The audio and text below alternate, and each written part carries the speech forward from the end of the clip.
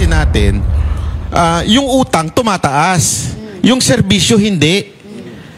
Nung panahon ni PRRD, kung umutang man siya, nararamdaman ng tao. Isa sa mga sinabi ni VP Sara sa Australia, yung utang ng Pilipinas.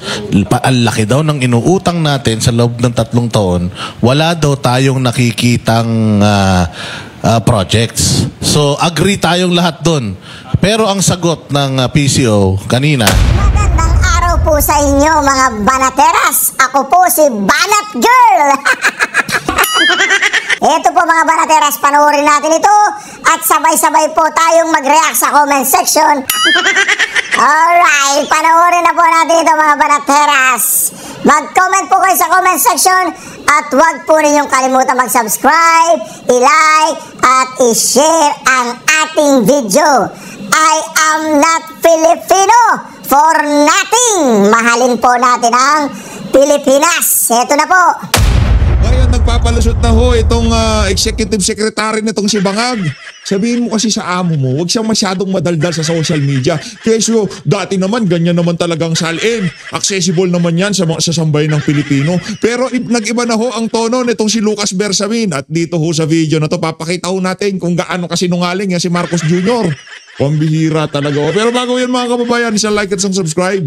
Masaya na ho tayo dyan at sa mga gusto sumali sa ating community, yung join button, nandyan lang ho sa baba. Ayun na nga, 1,001,023 na ho tayo mga kababayan. Palakpakan, ibang klase talaga yung mga kasama natin dito sa PH Update. Ayaw pa rin magpaawat. Sa mga mapahanggang sa ngayon, bumabati pa rin ng sa pag-abot natin ng 1 million. Maraming salamat to sa inyong lahat. Ayun na nga, sa mga nagpakulay, sa mga nakalipas nating video, sa susunod na video ko na ho kayo mega love shoutout. Itong si Ma'am Raspberry, itong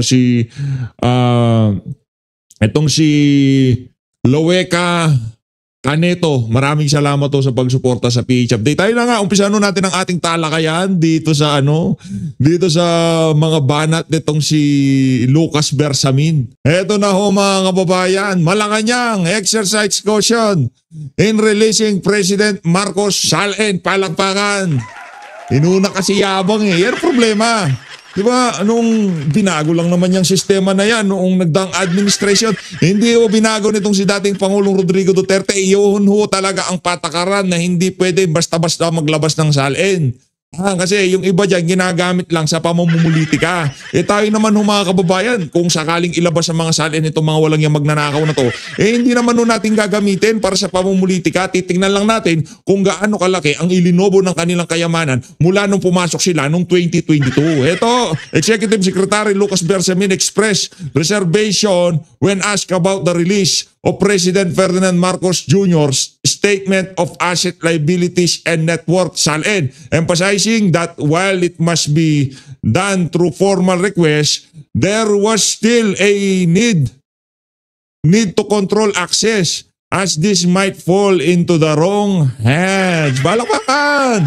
Wrong hands, sa kamay ng sambayan ng Pilipino para hindi makita ng ating mga kababayan kung gaano kalaki ang linobo ng kayamanan ng iyong amo. Langya ka talaga, yayabang nyo kasi.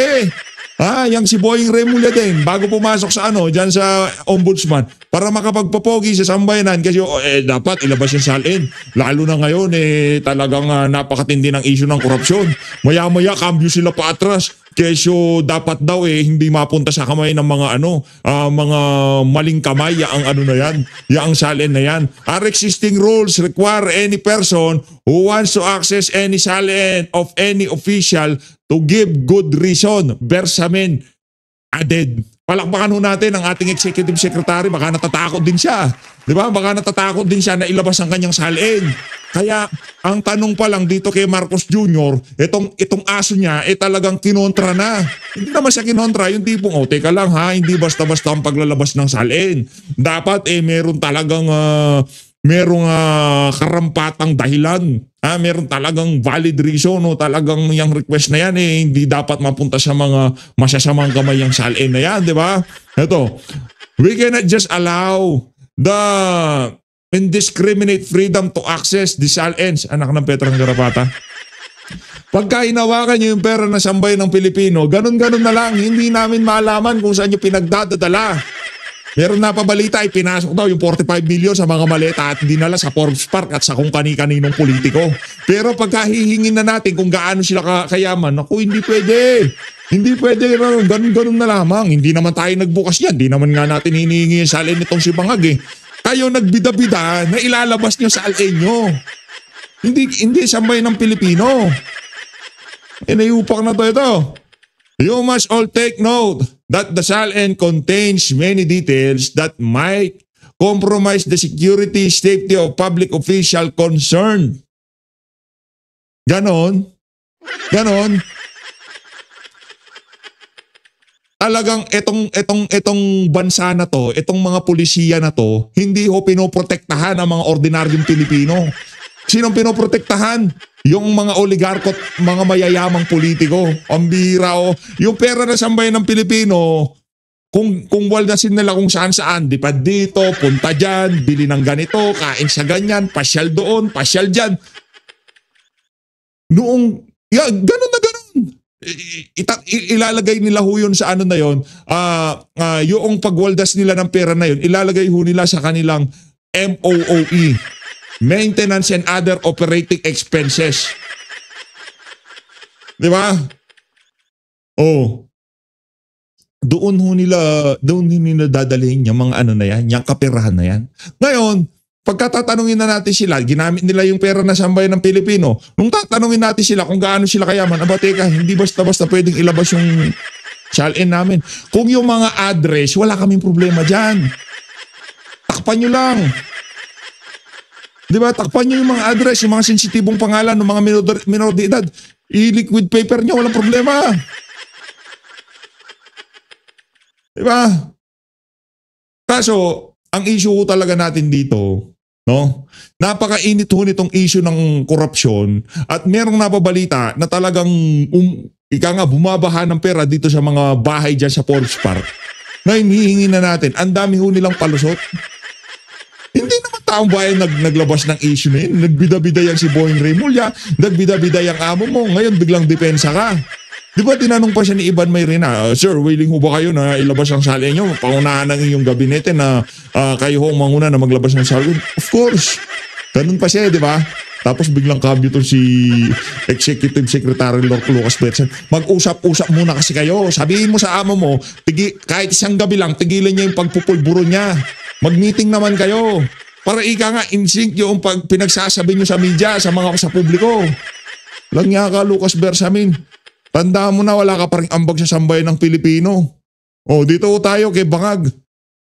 Sa bagay, may interest kayo sa pamahalang, kaya ganyan kayo kung makapagpakaaso dito sa presidente na to, kahit alam nyo na mayroong problema dahil dyan kayo kumikita. Magagawa natin, racket nyo yan. Ito mga kababayan, punta ho tayo dito kay Bangag. Ang Bangag to. Pakinggan natin to mga kababayan. 2,000 silid-aralan ang nabuksan na. Ilang libo? Mahigit 2,000 silid-aralan nang nabuksan na. 2,000 ha, ito. Hihigitan pa natin ito dahil talagang kakaawa ang Moments later. Unang-una, classroom.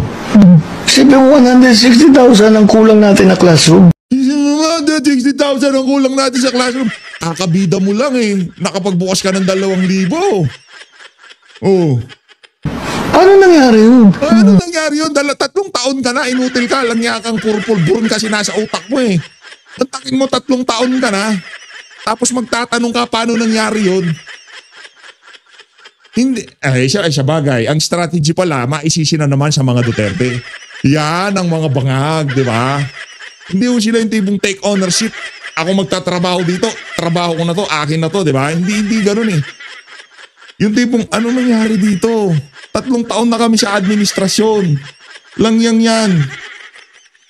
Kasalanan pa rin ni Duterte. Ba't basta't pinabayaan na lang? 52,000 silid-aralan. 52,000. 52 yung dinig ko Correct ako kung mali ako. 52. Tapos kesyo may 100,000 daw kakulangan sa classroom. Anak ng Pedro ng Garapata. 3 taon na siya. 3 taon na siya yan sa administrasyon. So pagka wala siyang nagawa, Walang nakita yung classroom sa kanyang administrasyon. Okay lang. Basta isisi natin doon sa mga nagdaang administrasyon. Hindi lang ho kay Duterte yan. Kay Pinoy, kay Gloria, kay Erap. Yaang hong problema natin sa ating edukasyon, ano ho yan? Hindi naman ho nag-accumulate sa isang administrasyon.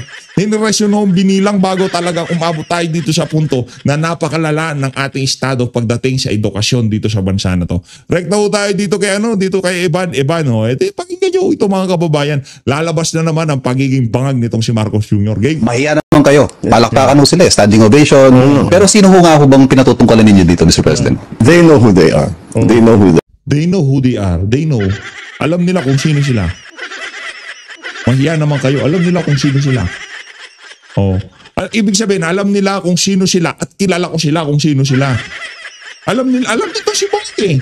Oh, tuloy mo. They are. Meron naman dyan talagang mga notorious. Matagal ng ganito ang ginagawa. I'm sorry, but they will have to account for their actions. 1 minute later. Ang tanong ho siguro ngayon, is President Marcos going to crack the whip on those responsible? You cannot fix the problem without knowing who to blame. Yes. Meron pang whip na to. Meron pang you cannot crack the whip if you don't know who's to blame. Tama ba yung pagkasabi ko? Because tayo may Inglesero eh.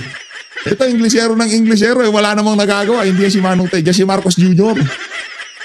Hindi daw natin pwedeng panagutin kung hindi natin kung hindi natin kilala kung sino ang babanatan o paparusahan. Lang yung Marcos Jr. na yan. Tapos maya-maya kilala naman nila kung sino sila. Bangag talaga.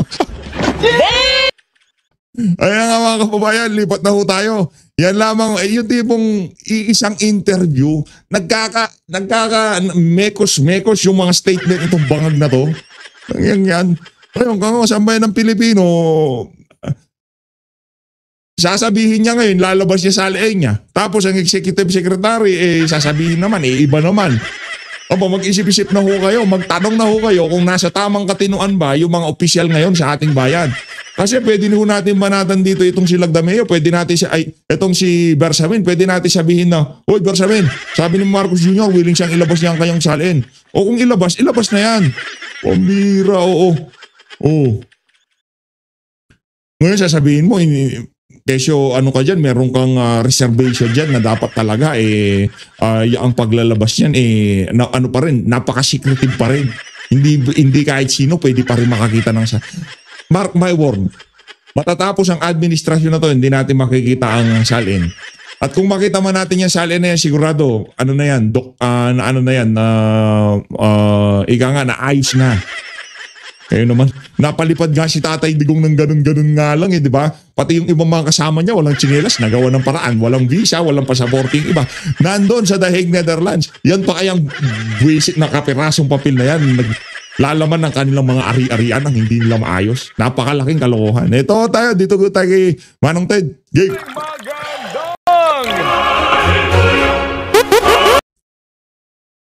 Game! Sa kahihinatnan po nitong mga kaso na dapat pong harapin ng mga sangkot sa pinakamalaking iskandalong ito ng korupsyon sa ating bansa, bagamat magsisimula na po ang proseso nito, pero mukha pong ang magiging narrative dito at the end of the day, ang sinasabi ng ating mga nakakaugnayan ay hindi na bale. Ang importante ay hindi na maulit ito. Ay, teka. Okay. Hindi na maulit. No, basta. Pero hindi yata ako papayag na walang makukulong at mapaparusahan. Yung palusot nila, hindi na pahabain na lang natin usapan guys. Basta, ang aming pinapangako, hindi na mauulit ito. Kalimutan nyo na yan, Sambay. Hindi ako po pwede dun sa hindi naman na mauulit. Kaya wala nang mapapanagot. Hindi na mauulit yan kasi inaayos na yung pambansang budget. Ay, hindi. No, I'm sorry. Ang importante, hindi na mauulit yan kasi babawasan na natin ng hanggang 25 to 30% ang bawat proyekto ng DPWH. No, I'm sorry, Mr. Chair. Hindi na mauulit yan kasi idadaan na sa lahat ng Regional Development Council ang mga proyektong ito. No, I beg to disagree, Mr. Chair. Hindi na mauulit yan dahil magbabantay na ang ating mga kababayan. Hindi ako papayag, Mr. Chair. Hindi na mauulit yan dahil ngayon mula Wala na yan, Mr. Chair. Hindi pwedeng ganyan. na ang bayan dito sa mga katiwalian na ito. Puro ka PR, Mr. Chair. Nanggigigil ako sa'yo. Ha? Sa mga taga You Bulacan. sounded like them. Opo. Oo, Hindi na nasapi ang mauulit kanila yan. ha. Nasapi ang kanila. Nasapi Nitong yan mga ata. nagpapanggap. Wala pang undas. Oo, nasapi ang kanitong mga nagpapanggap at nagfi-feeling malinis. Ay, naku, papayag ng ganon. Papayag ba kayo ng ganon, mga kababayan, mga kapatid?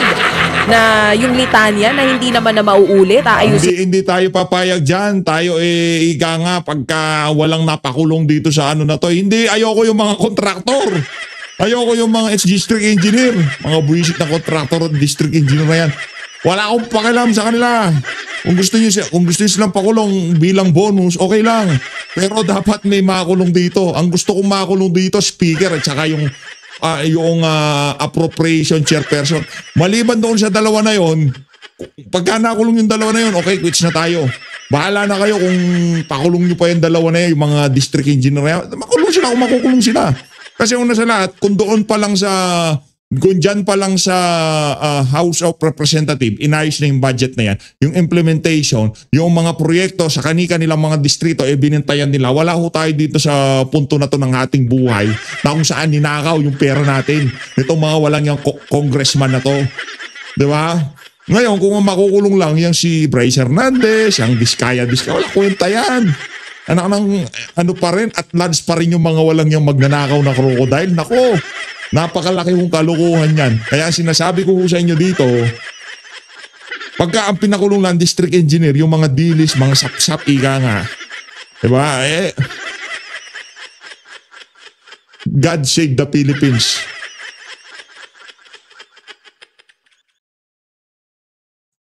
Na natin ang budget, gagawin na nating transparent, Okay. ila-livestream natin ang bycam. Hindi kami papayag doon. Ano ba gusto mo mangyari? Gusto ko may makulong. Kulong! Bilisan nyo magpanagot. Tagal na nagtatanong na nga dito si Ruth Cabal kanina Ano sabi ng niya? Pasko.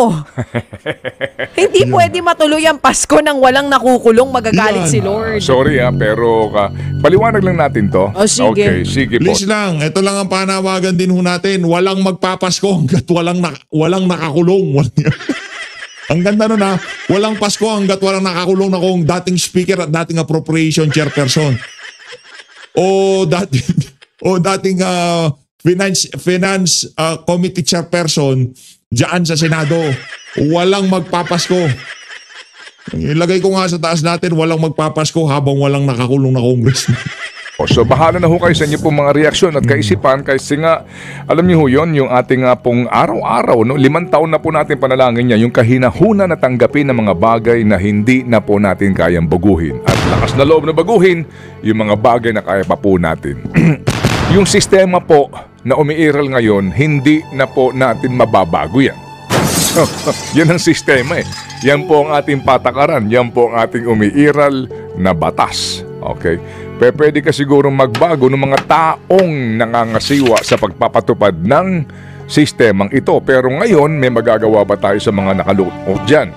Bagamat ito nga po at bago na itong ating ombudsman, at tayo po naman tumatangkilik sa kanyang araw-araw po halos na pagpapaliwanag sa media at pagpapaliwanag din po ng prosesong dadaanan nito. So we have to give him the benefit of the doubt and the chance to prove itong kanyang mga sinasabi na gagawa sila ng kaparaanan para mas bumilis po ito at maging solid ang mga kasong isasampa eventually sa Sandigan Bayan. Okay, ngayon mga kapatid, kahapon napakinggan ko yung press ko ni Ombudsman Remulla. Yan. Nabanggit niya yung parking issue. Nako! Narinig mo? Meron siyang sinasabing parking. Dahil sa mga parking na yan, nagkaroon na po ng eventual dismissal ng mga kaso dahil sa inordinate delay. Ang katwiran ng mga nasasakdal, hindi nyo pinagkaloob sa amin yung due process as required by law na speedy trial sa mga nasasakdal. Pero sabi niya, ang nangyayari dyan, sila mismo ang nagpapatagal sa kaso. Okay. Inordinate delay, sinasadya. Parking. Ibig sabihin, Pinapark kung lang. narinig po ninyo yung katagang parking sa budget, di ba? Nung pinag-uusapan na po itong kontrobersya at skandalo sa korupsyon sa mga proyekto ng DPWH, yung mga proponents, may kanya-kanya silang nilalagay na budget sa bawat distrito outside of their district, or kung ikaw ay nasa itaas, no? Kung ikaw isang senador, maghahanap ka ng paglalaga ka na lalawigan o distrito, ipapark ko muna dyan yung pera. Meron ng appropriations, park lang yan. Pag park mo dyan, magbabayad ka ng toll. Ba? Hindi ba may toll? Oo. Kumbaga makikiraan ka sa hari ng lugar na iyon. Ilang porsyento? Di ba kanya nga? Hawak ko nga ngayon itong dalawang affidavit eh. Nitong si Alcantara at ni Bernardo, Yes, pinag-aaralan ko ulit. Opo, maliban dun sa toll, mga kapatid, yun na nga po yun. Eventually, yung proponent, Sige, iubo mo muna bago ka bumirahe. Iubo muna, ubo yung muna. proponent. naalala ko nung ano. Naalala ka ng mga proponents. Kasi daw akala nila dahil wala pang protesta, makakaligtaan mo rin sila. Eh ang hindi nila alam, paingayin pa natin lalo. Dahil yung iba nananahimik na. So matapos ang parking Nasamid sa ako. mga distrito na po pwedeng paglagakan ng pondo nitong may mga parking. proponents na ito. Anyway. Parking sa budget. Meron din parking sa Hudikatura, particularly daw po dito nga sa Ombudsman mismo at sa Sandigan Bayan eventually. Ombudsman, pag naghain ng reklamo, dadaan sa counting proseso, patutulugin yung kaso. And then eventually, pupunta po ng hukuman para sabihin na yung ombudsman, tinulugan yung kaso namin. Para pwede na nila magamit yung inordinate delay. Or doon din po naman, mga kapatid, sa Sandigan Bayan. Ito hong nandidiyan, pag pinag-aralan nyo yung mga decision nila, mas marami po silang inakwit Kaysa kinonvict. Kaysa na-convict. Yung na-convict, ito ho yung mga ang ninanakaw, sinasabing maliliit na halaga lang. Mga 80,000, ganyan. Yan. Anyway, so pagdating sa Sandigan Bayan, ganun din po nangyayari. Hindi na po inaasikaso, tinutulugan na hanggat sa lumamig yung issue, magkalimutan, at pagkatapos po niyan, meron ng desisyon pabor sa akutado. Kasi nga ang bayan, nakakalimutan na po yung balita at issue. Yun po ang sinasabi. Sinasadya mismo yung delay. Ang Parang yun nangyari kay Juan Ponce Enrile. Mantakin nyo ho yun, mga kababayan. Pinakatagal-tagal. Ngayon, kailangan na desisyonan kasi umiinit na naman ang issue ng korupsyon. Madaliin natin para ilabas natin ang desisyon ng Biyernes, Sabado, Linggo, Lunes. Tapos na yan, di na pag-uusapan ng Lunes yan. Kasi pag yan, ilinabas yung decision na yan, Lunes, the whole week pinag-uusapan yan. Baka kung ano-ano pa maungkat, baka mga ebidensya maungkat pa. Kung ano yung strategiya na ginamit nito nga si Juan Ponce Enrile, gano'n lang din gagawin ng mga ibang akusado dyan, lalo na yung mga mayayaman. Yung mga dinadalhan daw di umano ng milyon-milyon na mali-malitang pera sa Forbes Park, sa mga mansyon nila dyan sa mga exclusive subdivision, di ba? Ganyan strategy. Gamit nga na salita kahapon ni Ombudsman Remulla, sobrang nakakabahala ito. Okay. Sabi din niya, daming kapabayaan. Dapat may paraan para matukoy kung sino ang may pananagutan. Doon sa parking. Hindi lang sa parking, maging doon sa nangyaring inordinate delay. Okay. At sinasabi kasi niya na umabot na daw po sa 600 billion pesos ang nalugi po sa gobyerno dahil sa mga kasong na-dismiss sa korte. Nawindang yung mga press na nandoon sa kanyang press conference kahapon. Ang tanong nga nila, MB po ba yan? Billion? Oo, 600 billion pesos po. So, parking, delay, pagpapahupa. Kasi nga po, ito, sa oras na 6:25, Ay, Nako. 25 minutes after 6 o'clock. So kung pinaputok mo yung balita, ikaw ang nag-expose ng anomalyang ito, mahiya naman kayo, etc. bla bla bla, launching po ng isumbong sa Pangulo, at eto ng sitwasyon. Ang tanong dito is, paano mo ito ngayon tatapusin o paano mo ngayon ito makokontrol ang narratives nang hindi umabot sa inyo itong kontrobersya ito? Paano? Yan. Talagang itong si Manong Ted, talagang kitang-kita ho na gusto ho nilang makontrol. Gumawa ng ICI. 'Di ba? Yan si Boying Remulla sa Just Ombudsman. Tapos ngayon, dito naman sa issue ng SALN, dinidribble nila. Oh. Mamaya po, papaliwanag natin yan. Yan. Abangan. Pas-suspense itong Kasi si itong Manong ICI Ted. na ito, ito lang po. Si Roberto Bernardo, yung USEC ng DPWH. Tandaan natin si Bryce Hernandez ang unang kumanta. Okay. Tumatanggi si Alcantara. Eventually si Alcantara, oo, nag-execute ng affidavit bagamat hindi pa rin po as in tell all, pero meron na siya binabanggit doon, pati yung scheme.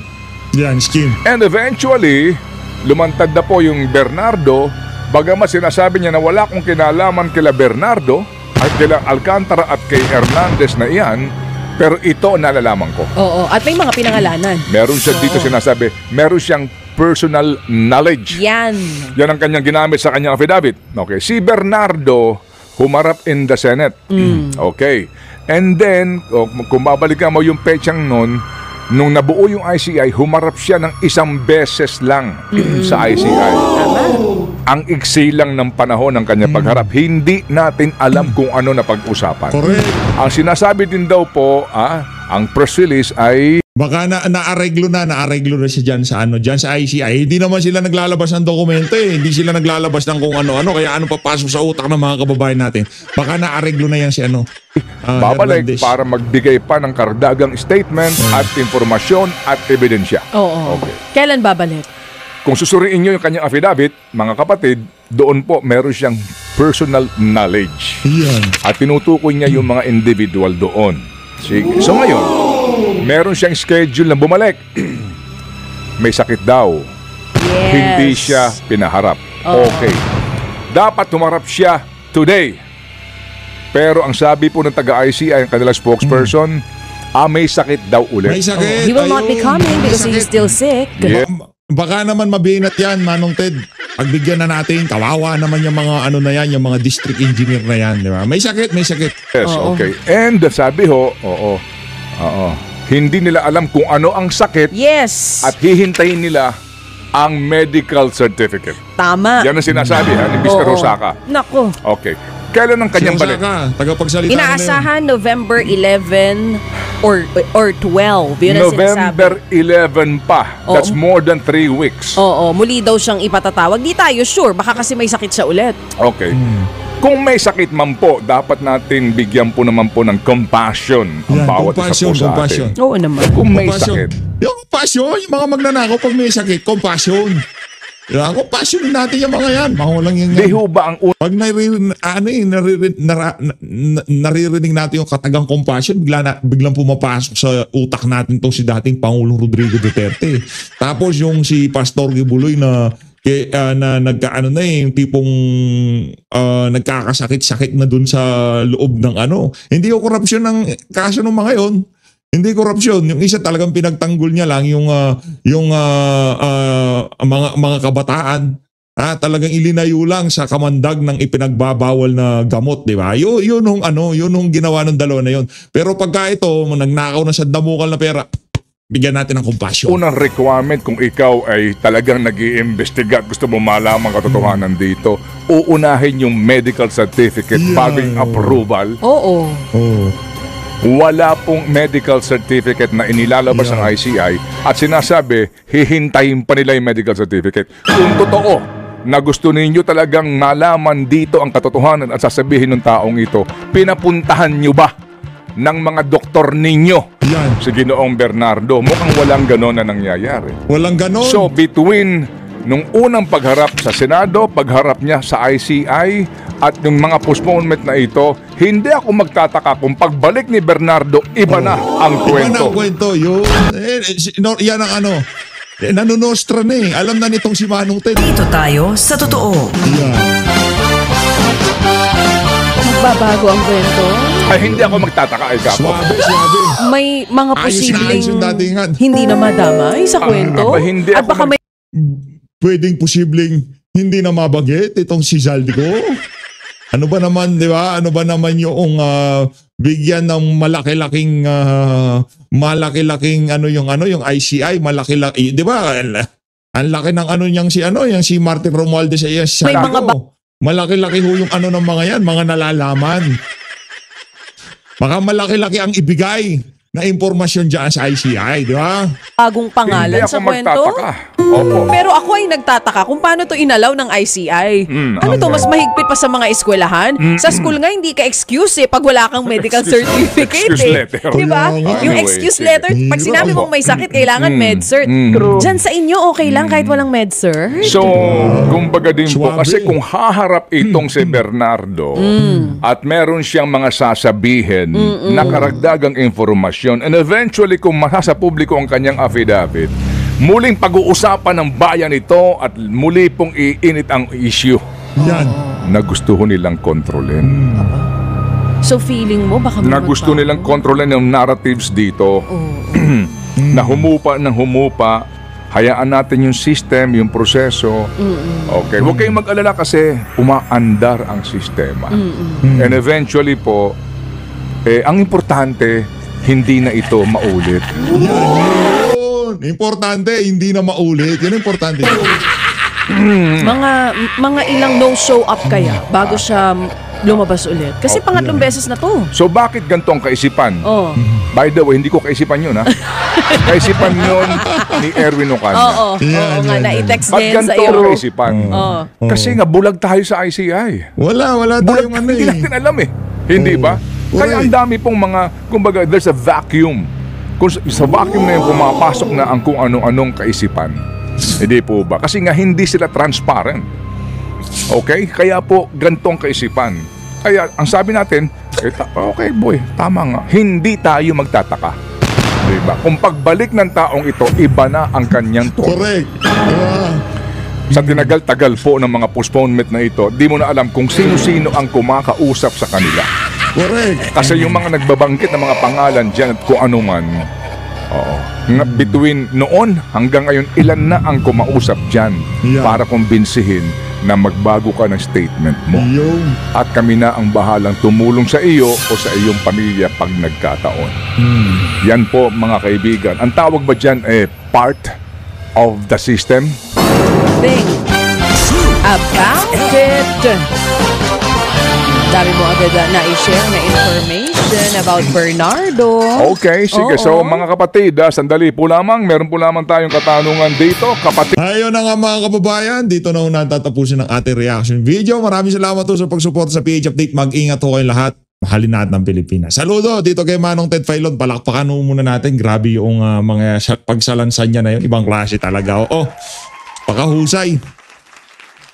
Lang kasi natin, yung utang tumataas. Yung serbisyo hindi.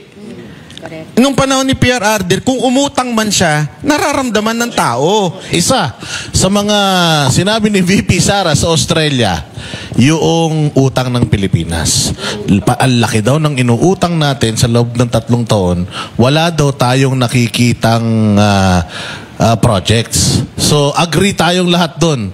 Pero ang sagot ng PCO kanina is, ang taong hindi marunong lumingon sa pinanggalingan ay, ewan ko, binago niya pati yung statement ni Claire Castro na yun doon daw sa total na utang na yun, baka daw nakakalimutan ni VP Sara na kasama yung tatay niya doon sa mga nangutang at isa sa mga pinakamalaki ang inutang. Tama naman nun. Yung total ng utang, which is about 17 trillion na nga, no? Pero, ang context dyan, sa panahon ni PRRD, yung buong termino niya, 7 trillion yung inutang. 3.5 trillion noon, kalahati noon, doon sa COVID, na walang president, no? Namumroblema lahat ng mga bansa noon. Etong si Bongbong Marcos, third year pa lang niya, 4 trillion na ang inutang niya. Wala naman tayong nakikitang major infrastructure. Puro ayuda. Diba? yung mga pinangalandakan ng mga flood control projects, 5,500. Ni isa, wala tayong nakikita na. And more. And more. No? Under construction. Ngayon, biniblame na naman niya yung previous administration dahil hindi raw na-maintain yung San Juanico Bridge. Samantalang doon nakatira yung Speaker of the House na si Martin Romualdez. Di ba? So, ito talaga, wala na sila iba kasing maipakitang nagawa, ay sisisi na lang nila lahat. Ang sinasabi lang kasi natin, yung utang tumataas. Yung serbisyo hindi. Nung panahon ni PRRD, kung umutang man siya, nararamdaman ng tao. Inuuwi yung OFW, nagre-rent ng eroplano, bumibili ng bakuna. Ito wala.